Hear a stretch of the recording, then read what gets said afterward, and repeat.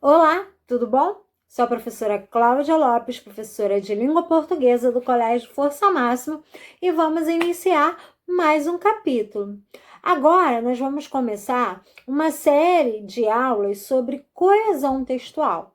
Você sabe o que é coesão textual? A coesão é um elemento extremamente importante dentro do texto. Então, essas aulas, elas serão tão importantes dentro da língua portuguesa quanto na redação, principalmente para você que quer fazer alguma prova aí no final do ano de alguma escola técnica ou escola federal. Esse elemento, ele é sempre cobrado em todas as provas. E ele é tão importante dentro da redação que há uma pontuação específica só para a coesão. Afinal de contas, o que é a coesão? O texto, ele precisa ser uma unidade de sentido. Se a gente for pensar, o texto tem várias palavras. E se eu não uso essas palavras interligadas, essas palavras com sentido, o que eu vou ter ali? Só um monte de palavras e eu não vou ter um texto. Eu não consigo formar um texto. Então, para se formar um texto, eu preciso que essas palavras, elas tenham sentido e que elas estejam unidas, ligadas de maneira uniforme, de maneira clara. Vocês sabem, vocês já ouviram alguma vez falar que o texto, ele tem a mesma raiz da palavra tecido. Então, como se é formado o tecido? O tecido é formado com um emaranhado de linhas, todas bem juntinhas, que formam o tecido. E assim também é formado o texto, um emaranhado de palavras que todas juntinhas ali, elas vão formar o texto. Então, a coesão, ela serve para quê? Para que a gente use os elementos gramaticais, os elementos da língua portuguesa, para que esse texto fique claro e objetivo. Para que quando eu uno essas palavras, elas possam ter sentidos. Há várias maneiras de se fazer coesão e nós vamos estudar nos próximos capítulos algumas dessas maneiras. Hoje vamos começar pela repetição, paralelismo e pela paráfrase. Vamos ver como esses elementos usados no texto, eles podem enriquecer o seu texto. Ok? Vamos lá? Vamos às imagens? O que é a coesão textual?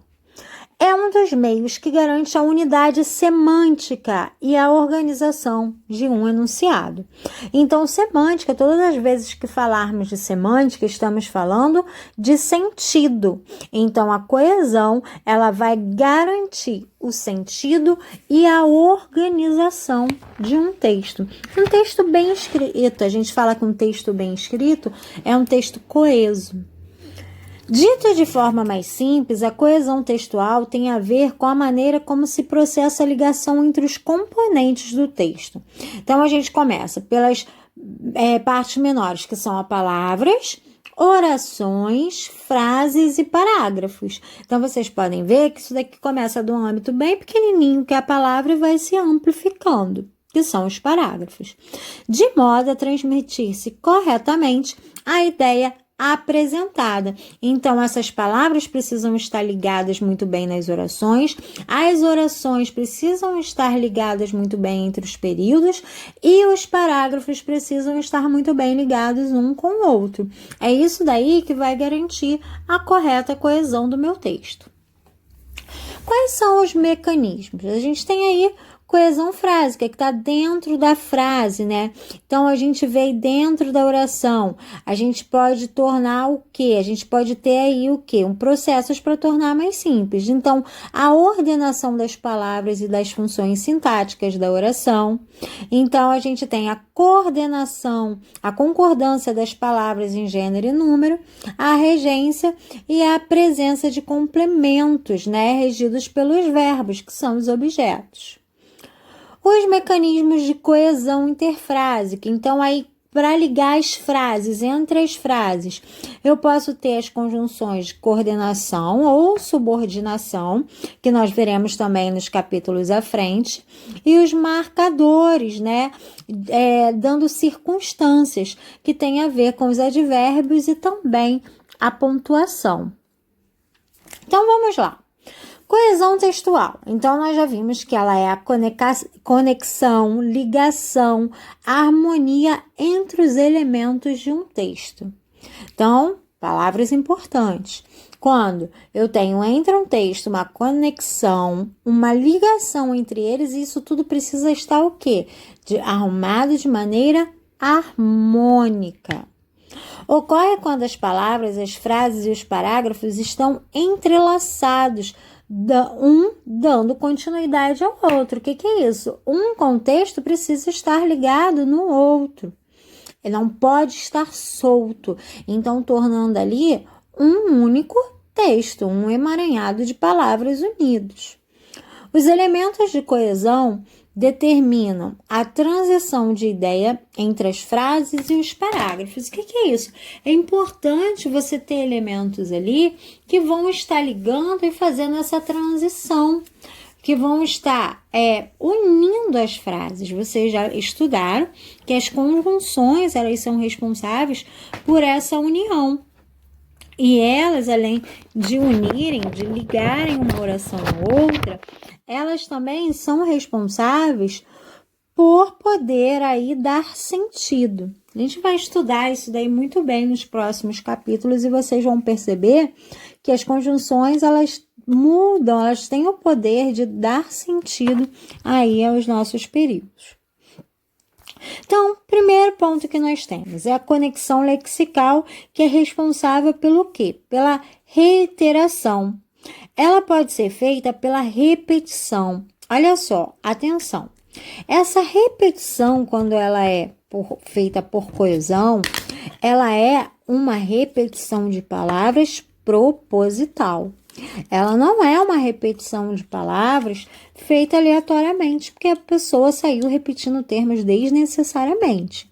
Não é uma repetição desnecessária, tá? É um tipo de abordagem que ela quer fazer o quê? Ela tem alguma intenção com aquela repetição, tá? Vamos ver alguns exemplos aqui.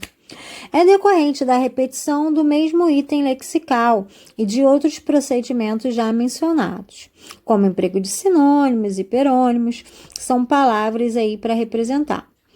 Questionar não é duvidar. Questionar é querer saber mais. Coragem é resistir ao medo. Coragem não é ausência de medo. Aqui, o que está acontecendo? Estou enfatizando a questão de questionar, da coragem. Não é uma repetição desnecessária. Não é uma repetição que se tornou cansativa, se tornou chata. Aqui a ideia está sendo enfatizada. Por isso que há a repetição. A gente tem a criança é a força do futuro, a criança é a expectativa da renovação e é na criança que assenta a esperança de um mundo melhor. Então, essa repetição aqui está querendo mostrar o quê?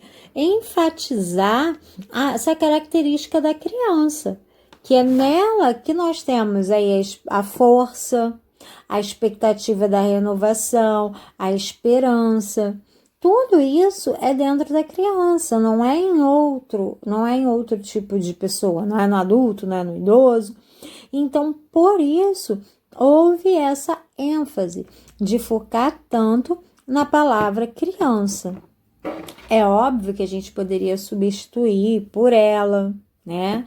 Por outra palavra, mas neste caso aqui, como um elemento coesivo, não foi retirado, foi deixada a repetição para mostrar a importância de uma criança, enfatizar esse sentido da criança. Aqui nós temos alguns exemplos. Aqui a gente tem uma piadinha. A mãe está sentada na porta de casa conversando com as amigas. Aí passa o filho da bicicleta a toda velocidade e grita com as pernas abertas: "Olha, mamãe, sem as pernas." Depois de um tempinho, olha ele de novo passando na bicicleta: "Olha, mamãe, sem as mãos." Mais um pouco, volta a passar toda alegre: "Olha, mamãe, sem as pernas e sem as mãos." Mais um tempinho ele vem de novo. Olha, mamãe, sem os dentes. Então, aí, a gente tem o quê? Uma repetição de ideias que resultou em um desastre que o menino caiu. Então, ele fez primeiro sem as pernas, sem as mãos e depois até ficar sem os dentes.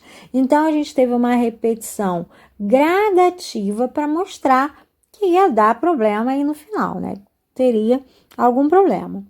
Essa do Calvin embaixo não ficou muito boa a resolução. Agora, quando eu abrir para vocês. Mas aí, o que tem nessa tirinha? Um amigo dele, Tigre, fica perguntando o que ele acha que está com a mãe, o que ele acha que está acontecendo.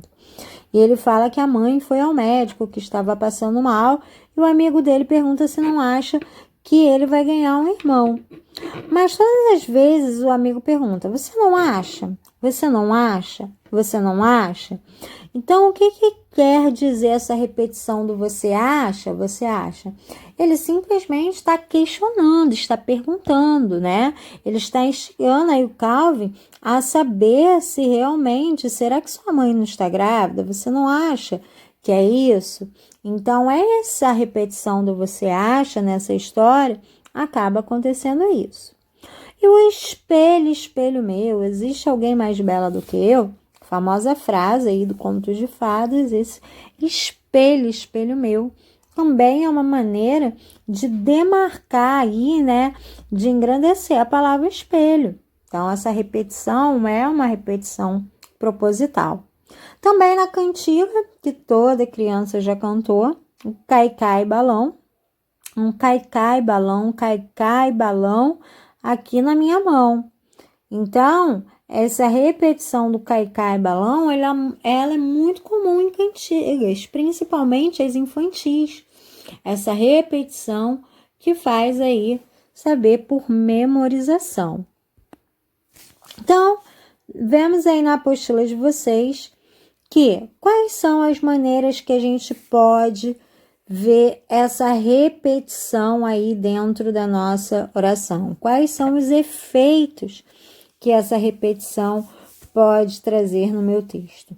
Eu posso enfatizar uma informação. Então, tinha pouco dinheiro e poucos direitos. Então, estou enfatizando aqui a falta mesmo, a questão de ser pouco. Eu posso demarcar um contraste. Há líderes e líderes. Mandela foi um grande líder. Normalmente a gente usa essa frase no nosso dia, né? Há pessoas e pessoas. Há filhos e filhos. Justamente para quê? Mostrar que um é diferente do outro, que nem todos os dois são bons. Sugerir uma correção. O governo disse que enormes esforços estavam sendo feitos para melhorar a condição de vida dos menos afortunados. Enormes? Então, aí há até uma questão de ironia também, né? Por quê? Será que são enormes realmente que o governo está fazendo? Há uma crítica aí incluída nessa repetição, né? E quantificar. Mandela passou noites e mais noites e mais noites sem dormir. Então, eu estou aí fazendo o quê? Quantificando essas noites. Estou querendo mostrar essa relação de grandeza. Então, esses são os efeitos que eu posso ter dentro do meu texto com a repetição. Lembrando, se você não estiver usando a repetição de uma maneira estilística, de uma maneira enfatizada, a contraste, a corrigir ou a quantificar, essa repetição de palavras ela é errada. E também você não pode sair usando isso daí de qualquer jeito no seu texto, né? Porque fica um texto cansativo e fica um texto repetitivo. Se a sua repetição ela não tiver algum propósito, ela é considerada um erro na sua redação e é desnecessário, ok? É muito importante lembrar disso. Então, vamos lá. Outro recurso que nós temos para fazer a coesão é o paralelismo sintático. O que é o paralelismo? Vamos ver aqui o que acontece nesse exemplo para a gente poder entender. A gente tem, o professor mandou o aluno abrir o caderno e que pegasse o lápis. Olha o segundo exemplo. O professor mandou o aluno abrir o caderno e pegar o lápis. Observem que no primeiro, o verbo está no infinitivo abrir, e no segundo, a gente tem no subjuntivo pegasse. Já no segunda oração, no segundo exemplo, todos os dois verbos estão no infinitivo. E observe que fica muito mais claro nesse sentido. Então, veja como em 2, a estrutura sintática é uniforme, garantindo assim a clareza da frase e sua correção gramatical. Então, paralelismo é a gente usar a mesma estrutura. Então, se eu uso um verbo no infinitivo, o ideal é que o outro verbo também esteja no infinitivo, esteja paralelo a ele. Vamos lá. Os jovens estão em busca de novidades que os levem a melhores momentos. Os jovens estão cansados das mesmas propostas dos adultos. Os jovens desejam mudanças já. Observem que houve a repetição dos jovens e a gente tem aí o paralelismo. Eu tenho lá primeiro, os jovens estão em busca de novidades. E eu tenho na segunda, os jovens estão cansados das mesmas propostas. Então, eu tenho sujeito e verbo funcionando da mesma maneira. No final, eu tenho a repetição de os jovens de novo, para dar ênfase, assim como aquele exemplo da criança, é o que está acontecendo aqui. E eu também sigo na primeira e na segunda, no primeiro e no segundo período, eu sigo esse paralelismo de sujeito simples e verbo de ligação. Sujeito simples e verbo de ligação. Os jovens estão, os jovens estão. É verbo de estado, né? Olha aí, os paralelismos mais comuns. Não só como também. É comum, gente, o termo isto é, quando a gente for usar. A gente vai ver depois, quando a gente for ver na apostila, que está sinalizando esses termos que são comuns usarmos aí quando fazemos o paralelismo, que a gente voltar. Quando eu uso o termo isto é, né, eu estou voltando. Não só, mas como também. Então, no período de um ano, não só cresceu o número de assaltos e roubos na cidade, mas também o de assassinato por armas de fogo. Esse tipo de construção, além de apresentar a noção de adição, não só o número de assassinatos, né, somado aos assaltos e roubos, introduz com a expressão mas também a noção de destaque para um dos elementos. No caso, o crescimento do número de assassinatos por arma de fogo. Então, no paralelismo, é comum que a gente use alguns termos para demarcar, ok? Vamos ver aqui mais um exemplo de paralelismo. Olha aqui.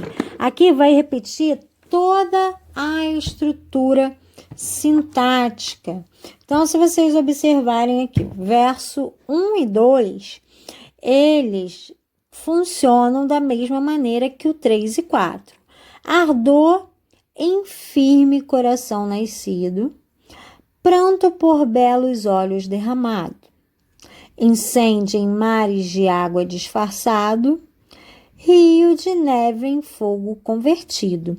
Então, os versos 1 e 2 funcionam paralelamente como os versos 3 e 4, né? Os advérbios aí e as locuções adjetivas funcionam da mesma maneira. Olhem a estrofe de baixo. Tu, que em peito abrasas escondido, tu, que em rosto corres desatados, também seguimos a mesma estrutura. O tu como vocativo e a oração seguinte segue aí também a mesma estrutura. Elas são paralelas, elas são parecidas, entende? Tem esse sentido de paralelismo, é ser parecido. Quando fogo em cristais aprisionado, quando o cristal em chamas derretido. Vocês observem aí a questão temporal do quando, né? A gente tem o quando e também temos aí o aprisionado, derretido, seguindo a mesma estrutura sintática. Olhem mais um exemplo. No Iraque, a gente pega um carro, enche de dinamite e joga ele contra o alvo. No Brasil, a gente pega um carro, enche a cara de gole e sai dirigindo. Então, são duas maneiras aí de matar as pessoas, né? Uma crítica à questão do beber aí e dirigir. Então, a gente tem um paralelismo aqui.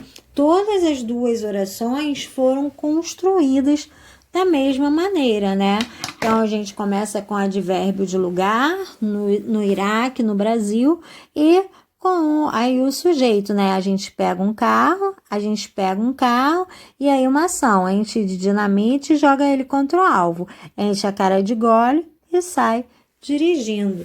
Então, a gente tem um paralelismo, temos ideias parecidas aí na repetição das orações.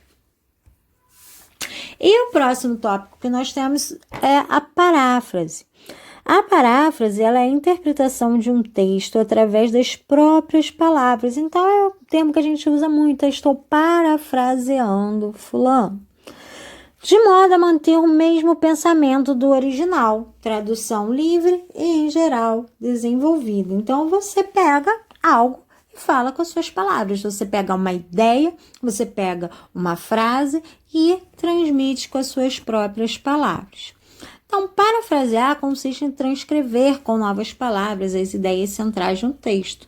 O leitor deverá fazer uma leitura cuidadosa e atenta e, a partir daí, reafirmar ou estabelecer o tema central do texto apresentado.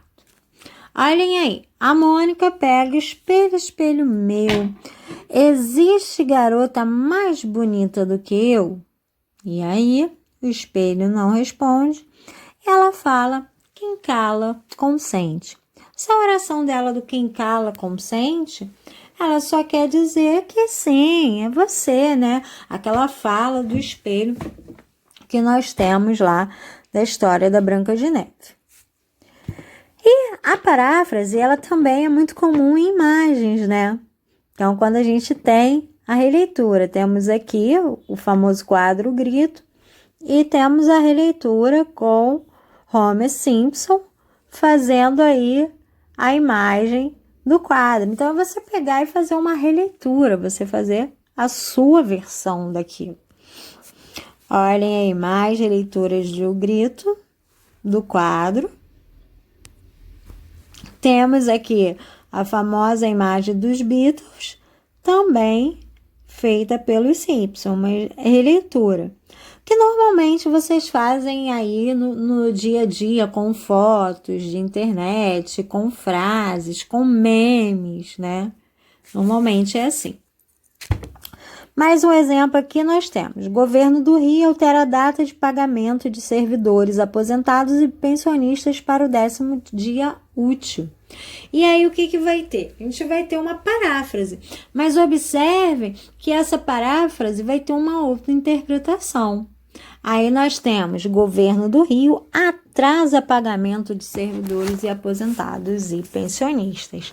Então, o que seria alterar a data de pagamento, o que é para muitos um atraso no pagamento.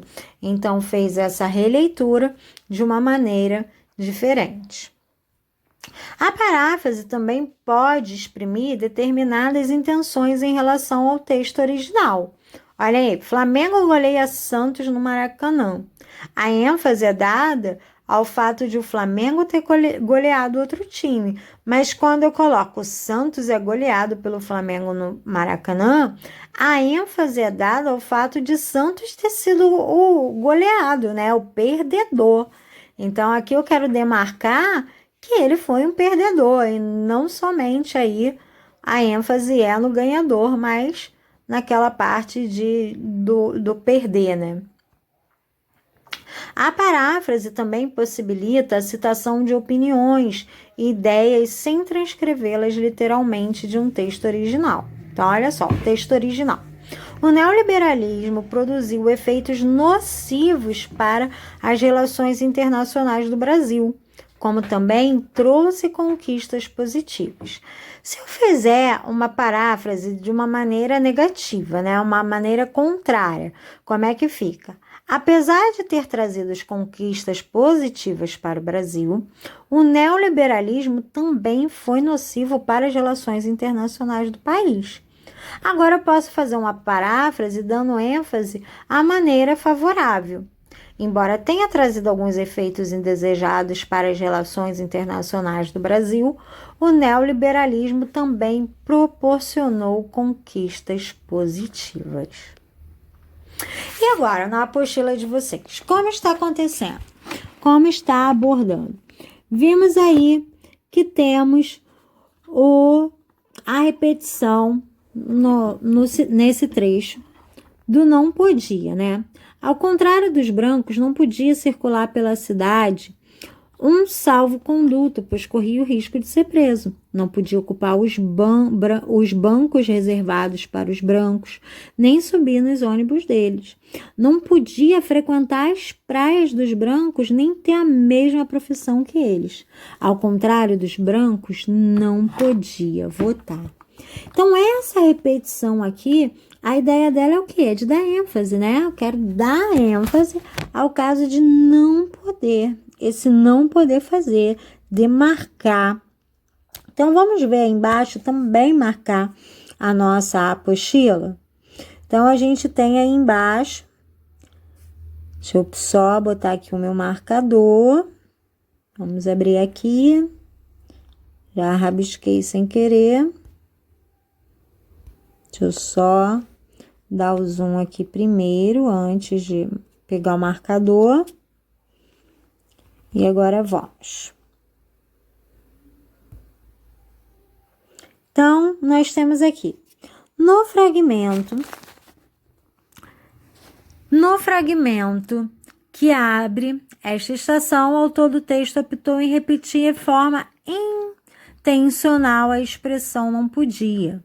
Dessa forma, ele reforçou a ideia de proibição que recaía sobre os negros da África.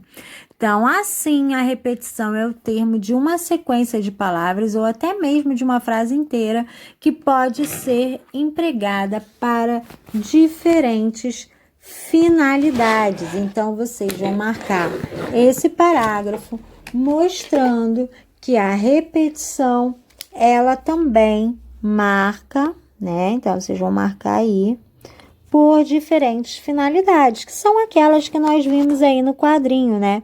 Que é enfatizar uma informação, demarcar um contraste, sugerir uma correção ou quantificar alguma ideia. Nesse caso ali, do nosso primeiro exemplo, ele quis enfatizar.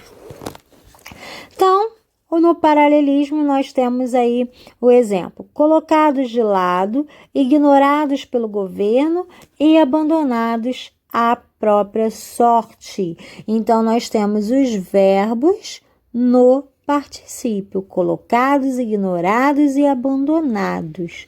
Então, esses verbos, eles fazem o paralelismo aí.